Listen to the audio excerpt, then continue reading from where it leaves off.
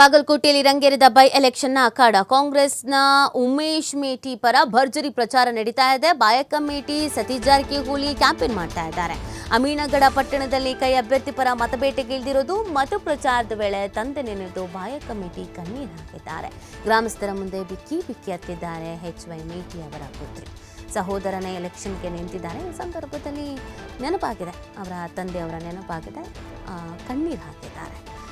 ತಂದೆ ಕೆಲಸ ಕಾರ್ಯಗಳನ್ನು ನೆನೆದು ತಂದೆ ಇದ್ದಿದ್ರೆ ಅಂತ ಕಣ್ಣೀರು ಹಾಕಿದ್ದಾರೆ. ನಮ್ಮ ತಂದೆ ನಿಮಗೆ ಮಾತು ಕೊಟ್ಟಂತೆ ಜೀವಿತವಾಗಿ ದುಡಿತೀನಿ ಅಂತ ಹೇಳಿದ್ರು.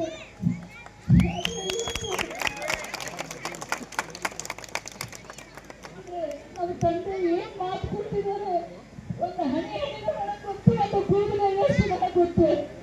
ಇವತ್ತು ಆ ಮಾತನ್ನು ಅವರು ಸುಮಾರು ಸಲ ನಾನು ಇನ್ನೂ 2 ವರ್ಷ ಬದುಕಬೇಕು, ನಾನು ಅವ್ರ ಜೀವನದಾಳಾಗಿ ದುಡಿತೀನಿ ಅಂತ ಮಾತು ಕೊಟ್ಟಿದ್ದೀನಿ.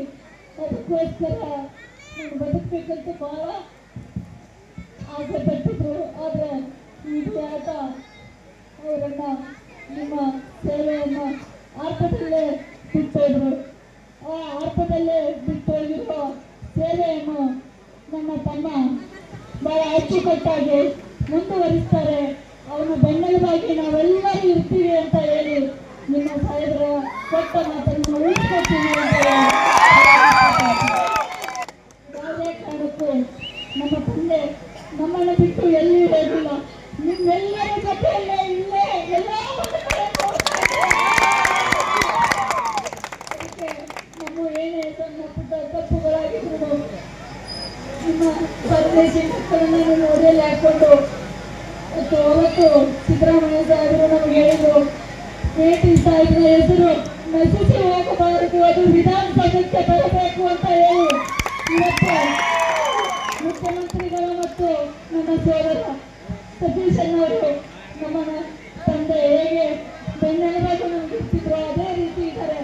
ನೀವೆಲ್ಲರೂ ಇವತ್ತಿನ ಒಂದು ಮೊದಲು ಯಾವಾಗ ನಮ್ಮ ತಂದೆ ಪ್ರೀತಿ ವಿಶ್ವಾಸ ತೋರಿಸ್ತೀರಿ, ಅದೇ ಪ್ರೀತಿ ವಿಶ್ವಾಸ ತೋರಿಸಿ ಇವತ್ತಿನ ನಮ್ಮ ತಂದೆಯನ್ನು ಕಮತಿಗೆ ಯಾವತ್ತೂ ನಾವು ಕಮತಿಗೆ ಬರುತ್ತೆ. ಈಗ ಯಾವುದಾದ್ರೂ ಒಂದು ಹಳ್ಳಿ ಬರುತ್ತಂದ್ರೆ ನಾವು ಹಿಂದೆ ಮುಂದೆ ನೋಡ್ತಾ ಇದ್ವಿ.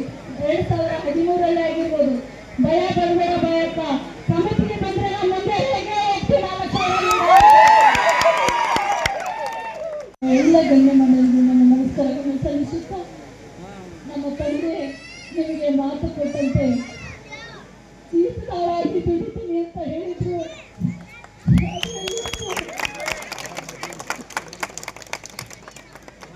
ನಮ್ಮ ತಂದೆ